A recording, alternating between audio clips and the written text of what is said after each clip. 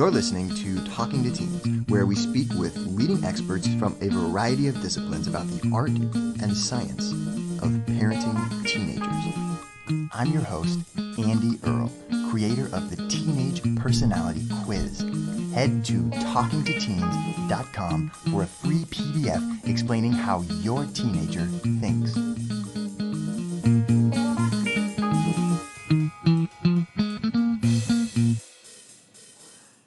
We are here today with Audrey Monke.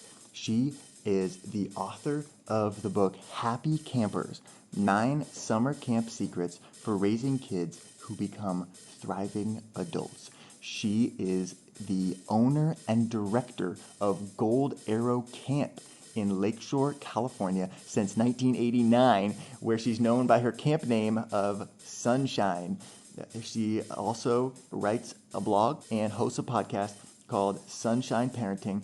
She is a writer and speaker about positive parenting techniques. She has a master's in psychology, and she's a former president of the Western Association of Independent Camps. She also contributes to Camping Magazine and Camp Parents blog. She is an expert on building a positive culture and really getting deliberate about instilling positive values and experiences in kids. I am so excited to talk to her about some stories and lessons from her experiences as a director of a camp for thousands of kids and the strategies that she's also implemented in her own home with her own 5 children. Audrey, thank you so much for making the time to come on the show today.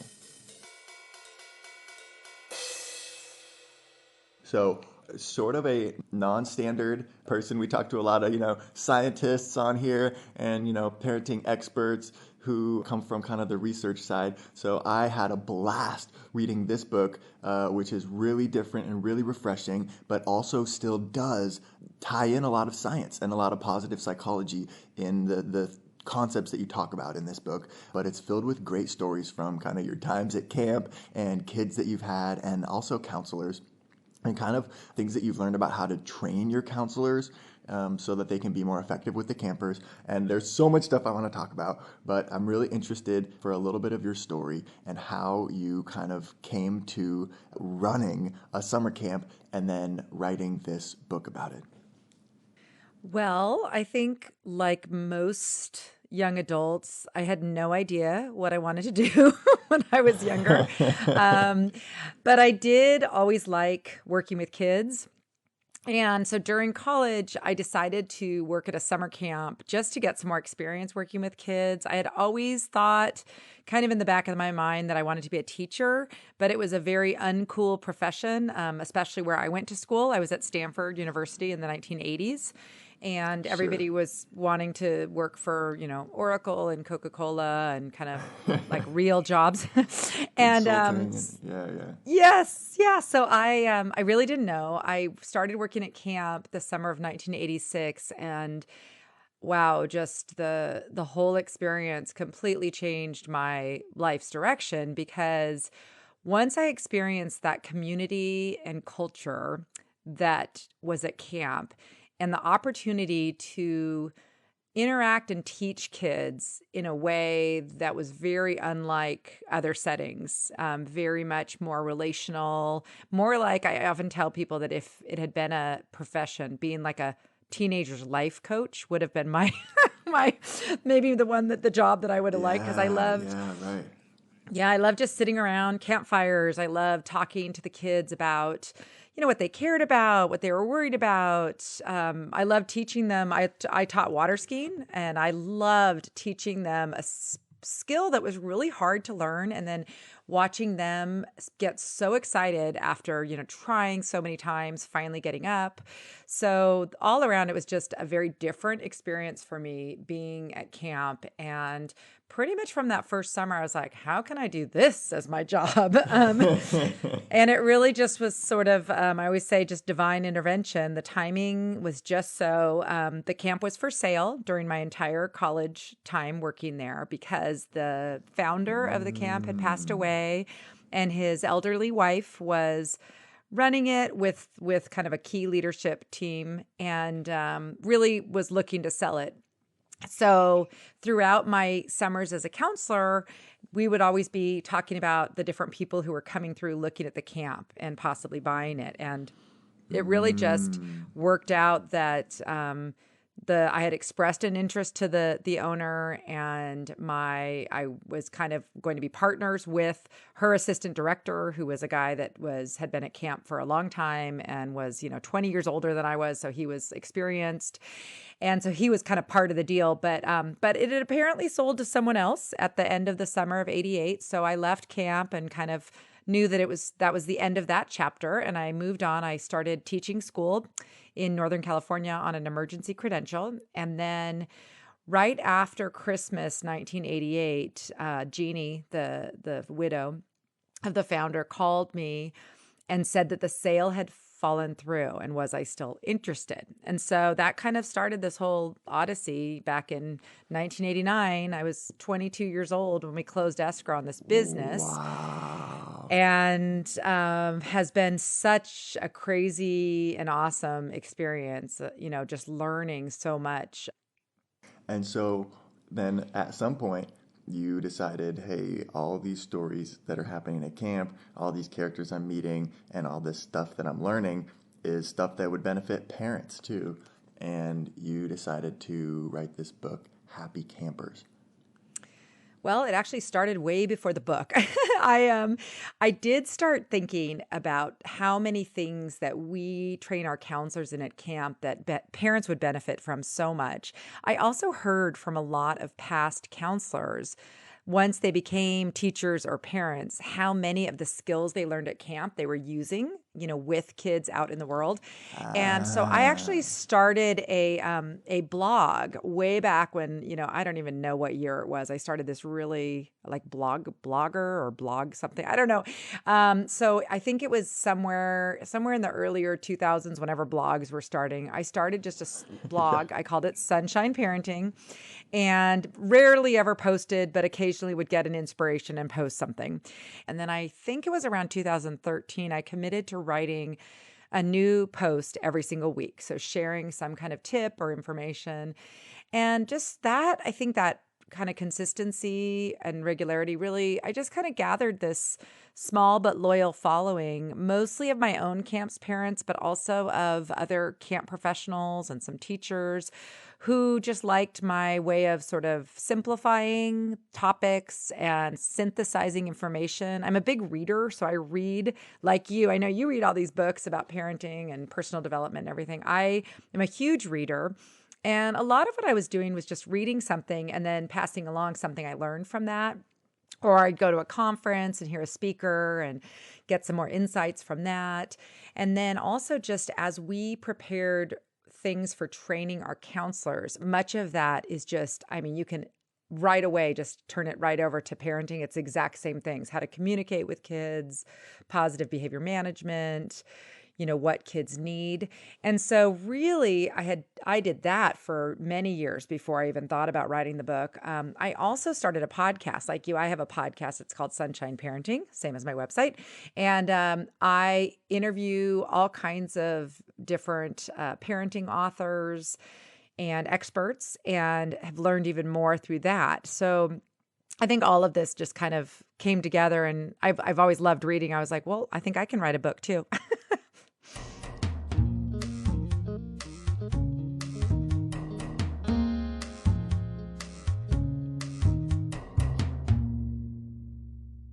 It really struck me that a lot of the stuff that you talk about in this book, that you teach your counselors and that you do at camp, is just perfect stuff to be used in the house that parents could be latching onto. I just took notes on a ton of stuff as I was reading. One of the first things that I really liked was that counselors do a nightly tuck-in with their cabin. Well, that was something that my friend Sarah at her camp, Yosemite Sierra Summer Camp, does. And you'll notice in the book, it's not really just about my camp and my story, but I've included stories from other camps, because at traditional, well-run, established summer camps, there's a lot of practices that are pretty consistent that you would find. But that was talking about just, I think sometimes as parents, we forget just the importance of daily one-on-one time with our kids and just really giving them our full attention, even if it's just for a few minutes. And at camp, we're really intentional about that because, the counselors are trying to form these relationships with their kids. They have a large group of kids, maybe like at our camp, it's 8 to 10 kids to get to know. And so part of our daily practice is some kind of daily check-in. So at the one that Sarah talked about is a nightly check-in. At our camp, it's more of just a conversation, a one-on-one chat with kids, and it really can happen anytime throughout the day. It can be while walking from one activity to another or sitting next to them at the meal. And basically, it's just kind of an open-ended time to just ask the kids, hey, how are things going? Is there anything I can help you with? Who are you really connecting with? Who are your good friends?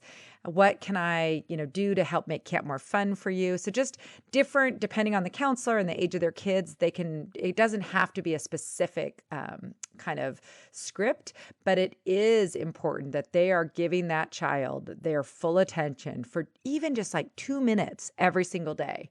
And so that's something that's a common practice at camps. And like Sarah talks about at her camp, it's when the counselors are tucking the kids in. I think we do like a hug or high five for kids at tuck in, but not necessarily like a specific conversation. So all our kids get kind of Okay. tucked in, but it's not necessarily an affirmation.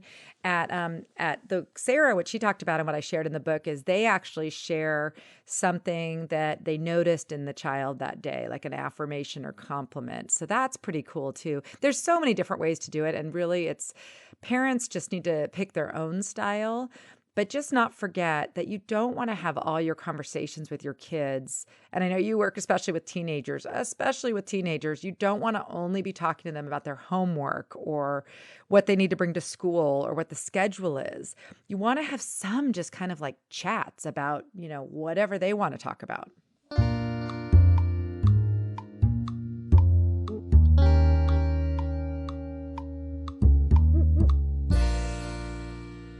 Hey, have you guys checked out my favorite nutrition company yet?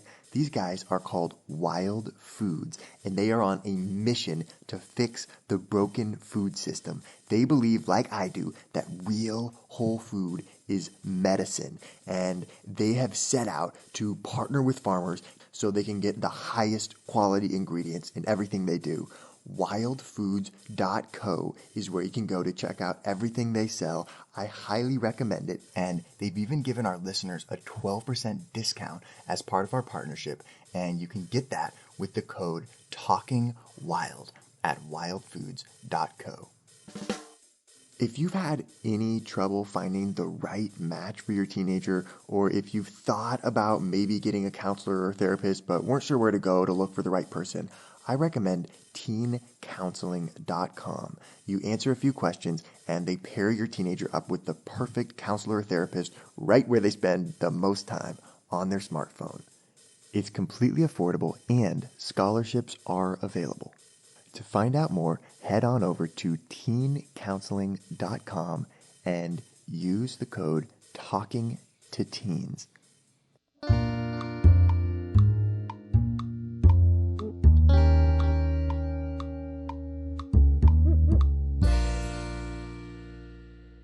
So another thing that I found really interesting was this idea that, counselors are basically on the clock 24/7. They got this cabin full of kids that are under your control, and you're always have responsibility. And so I thought it was cool that another thing you guys are intentional about is kind of finding time and finding ways for counselors to like take a break and to get some time off. So how do you do that? How does that work? And then how does that apply to parenting?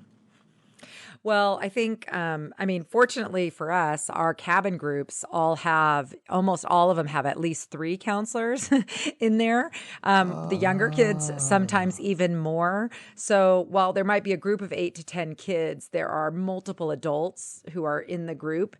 And they know both there's there's scheduled breaks, but there's also just this understanding, we have a real conversation with them about learning to tap each other out. So if you notice, a counselor just kind of not being as patient or responding in a way that doesn't seem characteristic of them, just to tap them and say, hey, let me watch the kids for a little while. Why don't you go take a little walk or something if you want a break?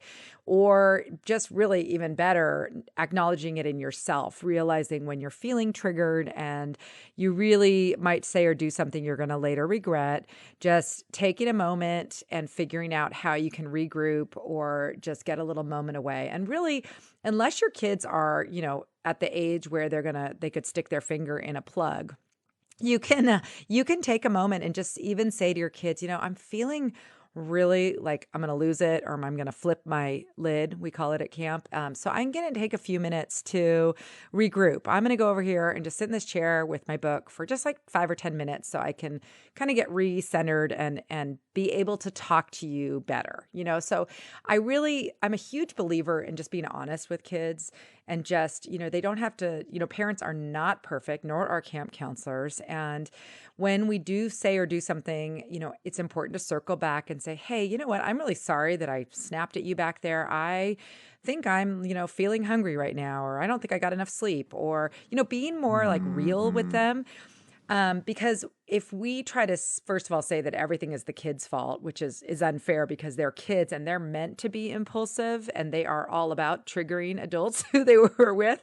So we really need to be the ones to start communicating and recognizing when we need that break. And, for camp counselors, the standard is much higher than it is for parents when you think about it. Here we have these 19, 20, 21-year-old kids, most of them are college students, and they can't yell at their kids or do things that parents sometimes do. Right. That Yeah. would not be okay. And so No. we have to give them the tools and the structure and the support to make sure that they can maintain just this, level of communication and style with the kids that's positive and good. And so it's really, yes, a lot of those same skills parents really need, because obviously in our own homes, we're going to yell sometimes at our kids. We're going to get upset. We're not going to always be patient. We're going to ignore them sometimes. There's all these different things that will happen, but we have them all year. Counselors usually only have kids for a week or two. So if they yell at their kids, that might be the only thing they remember about that counselor.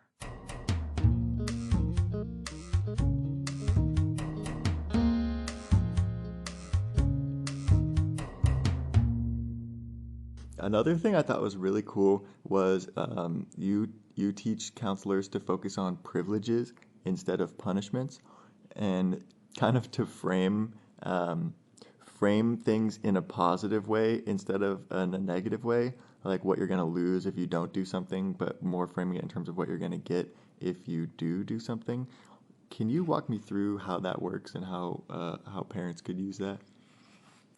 Definitely. I think this is true of both kids and adults. We would rather be told that we get to do something because we've done something else. So when you think about it in the workplace, like if you, say in a business, you say, hey, if we reach our, sales goals by Thursday at 5, we're going to have a fun Friday and go bowling on the afternoon. You know what I mean? Like you can do it for adults. It works Yep. for adults too. So it's instead of, if you don't wash the dishes, we're not going out to the movie tonight. Instead, it's as soon as the dishes are done, we get to go out to the movie.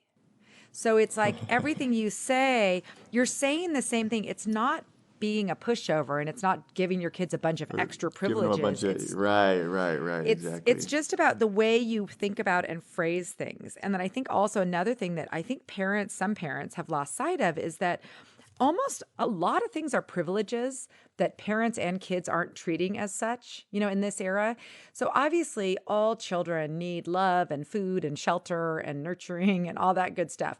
But, they do not like watching TV or having a phone or using a phone or, having dessert every night. All these things, they're privileges that parents get to decide what they're for or when they can use them. And so I think parents can reframe their whatever it is that's really bothering them or what they're trying to get accomplished. So like an example would be, like, say a child is kind of slow at getting their homework done. You just can word it like, hey, as soon as your homework is done and, everything's checked off this list, then let's go out to the park or we'll ride our bikes, so you can say it in a way that's positive, and people receive things better when they're worded more positively. So I'd rather hear someone to say to me, yes, you know what? We can definitely go do that fun thing as soon as you finish this. Sounds so much better than, no, Right. you can't do that. You can't ride your bikes and you can't go to the park until you finish your homework is basically the negative version. It's the exact same Yes. thing, but it just sounds Yes. so much better the way you Yeah. said it. Yeah. Right. Well, it's like, how do you feel when someone says no to you? Your whole body like physically responds. Like if you say, do you want to go out on a date with me? And someone says no, you're just like deflated. But if someone says, yes, as soon as, as I'm not available today, but how about next week? You know what I mean? Or Oh, something yes, like I'd you just, love to, and thank you so much for yeah, inviting me. I'm busy at that yes, time, but I'd really still like yes, to at some other. Yeah, yes, totally. yeah. But here's the problem with it. Most of us were not raised this way, nor are we used to it. So it doesn't come off our tongues just like, naturally. So if you come up with something, I think these are things that parents who are trying to be more positive in their communication actually need to think through. And if you have a parenting partner, together come up with the phrase you're going to use. So like if you have a teenager and maybe it's about car use, I don't know, you could have something like, as soon as all your work is turned in and your grades are all B or above, you can have access to the car on the weekends. Whatever it is. So it's like but you have to write it down, right? Figure out what it is that you want to communicate, the privilege that you want to be linked to a behavior, and make it appropriate and not too punitive. You know what I mean? Something that hopefully is a new privilege or something that they will recognize is a privilege. Like you get to borrow You money. can eat 3 meals a day. Yeah, that's not the basic needs. Yeah, yeah, right. Something that really is a privilege that's not a basic right. Yeah, we will smile at you. No, that's cool. I really like that. And I think that's so powerful.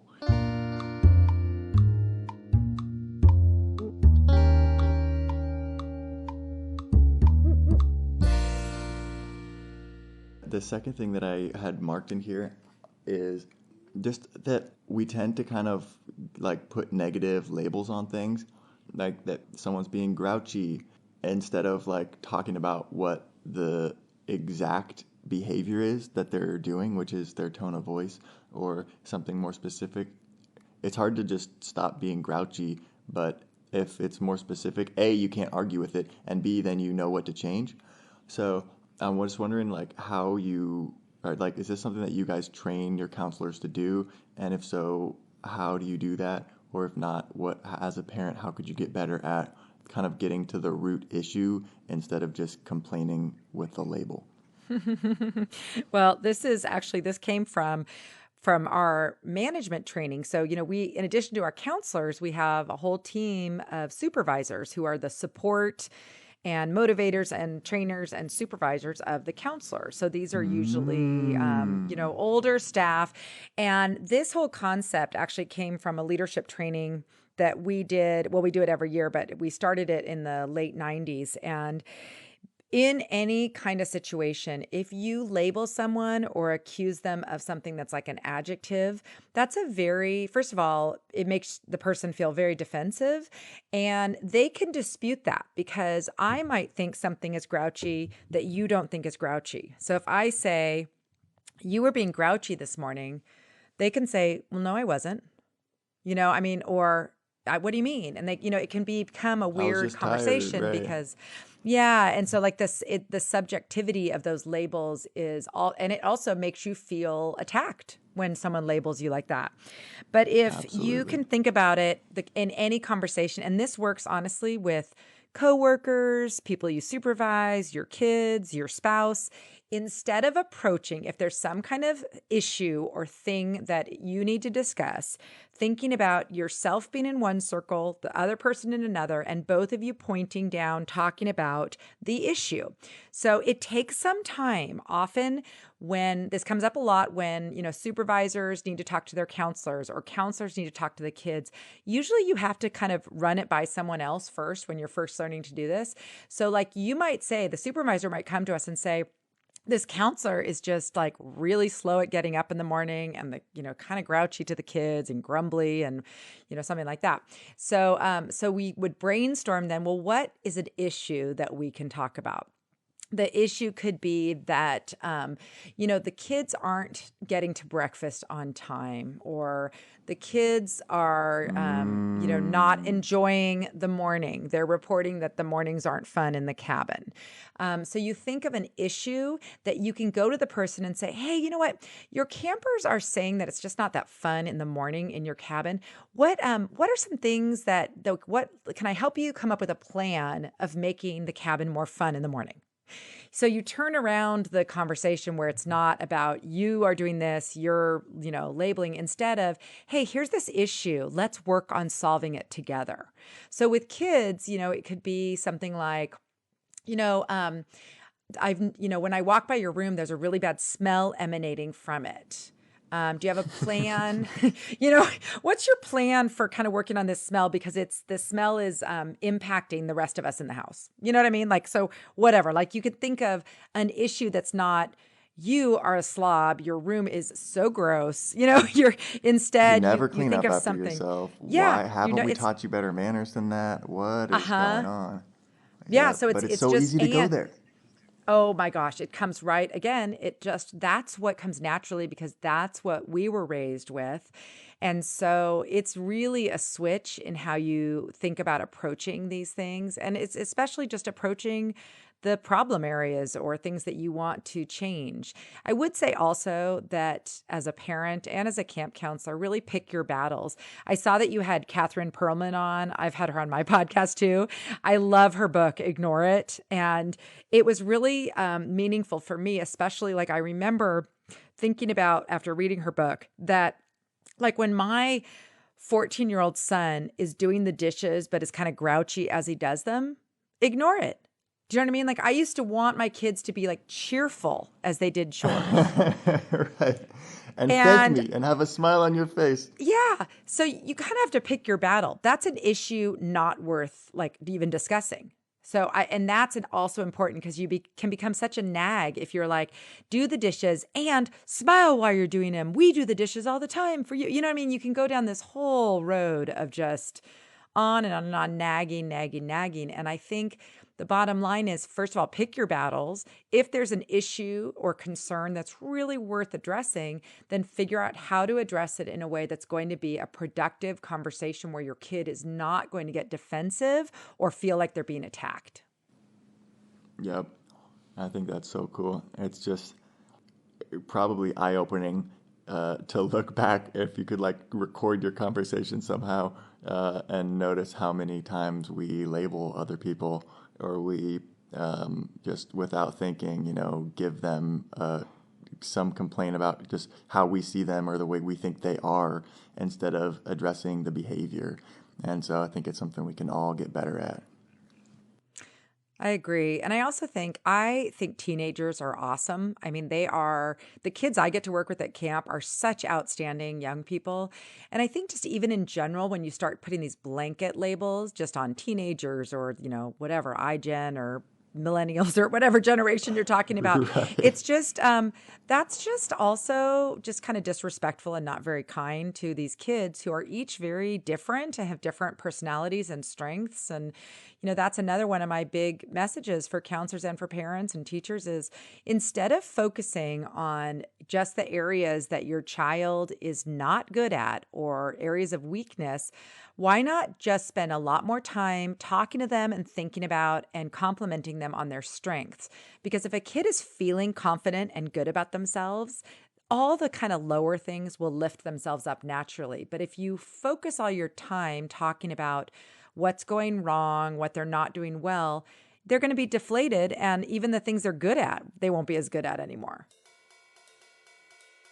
We're here with Audrey Monke talking about tips from her book Happy Campers and how parents can get deliberate about building positive routines with your kids. And we're not done yet. Here's a look at what's coming up in the second half of the show. And what their kid really needs to be hearing is, oh my gosh, this sounds really, really rough. And I have a lot of confidence in you that you can make it through this. It's like not expecting all the times to be great, but really keeping track of which times are, taking advantage of those, and then trying to make small changes that make the really bad times a day not really bad every single day. The story that you're referring to, I think, from my book, it was actually a counselor. He was a great counselor, and he left after the first session. And he told us it was because of some kind of like illness in the family or something. But I ran into him like 8 years later at the end of a marathon, and he was still bothered by the fact that he had left early. And he told me it was because he was homesick. And he was like a 23-year-old. He was a student teacher. He was getting his teaching credential at the time he was working for us. So, here's a guy who he had lived in his hometown his whole life. This was really his first experience being away from his kind of comfort zone. And he was doing a really good job as a counselor, but he couldn't really acknowledge that he was homesick and talk about it. So therefore, he ended up leaving. And I was like astounded that it was still bugging him 8 years later. Sometimes parents don't realize that when they don't express confidence in their child about doing anything new, that's hard for the kid. Want to hear the full interview? Sign up for a subscription today. You get unlimited access to all the interviews I've conducted. It's completely affordable, and your subscription helps support the work we do here at Talking to Teens. Thanks for listening. I'll see you next time.